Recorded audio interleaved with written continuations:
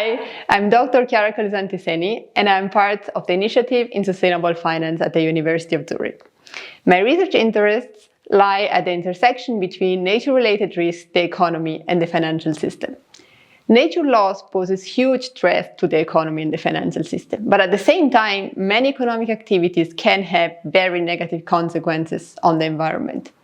In my work, I try to combine insight from different disciplines, including economics and finance, of course, but also environmental science and artificial intelligence to better understand nature-related risks.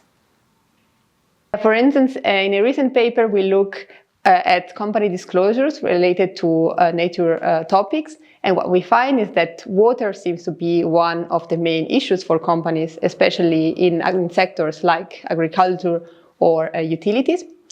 And just to give you another example, in another paper, my co-author and I found that although there is a real negative effect of water risks on hydroelectricity generations, stock prices do not reflect these risks. Physical risk arise when natural hazards hit the economy, like an earthquake or floods. And these natural hazards can reduce productivity and generate higher costs for companies. But there are also transition risks, which arise instead when new regulations or laws are introduced to limit the negative impact that companies have on the environment. Or transition risk can also arise if there are preference shifts toward more sustainable or ESG investment. In my work, I try to look at both kinds of risks and to study how they affect economies differently.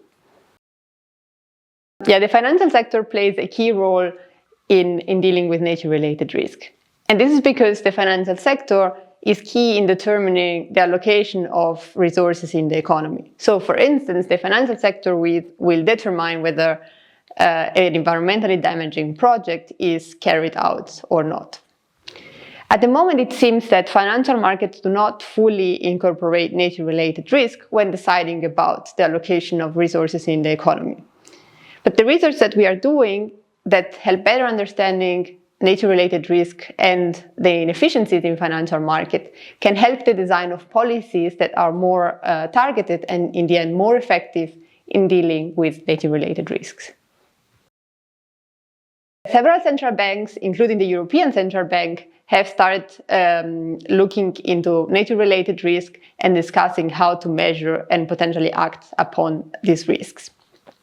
Although there are still some concerns about whether dealing with nature-related risk is within the mandate of central banks, there is a very lively discussion about how central banks could design their monetary policy tools in a way that induce more sustainable investment activities. So, for example, one option would be to design an interest rate that depends on the sustainability of the assets held by banks in their portfolio, thus supporting the transition to a more sustainable economy. Stay tuned for more on the Initiative in Sustainable Finance.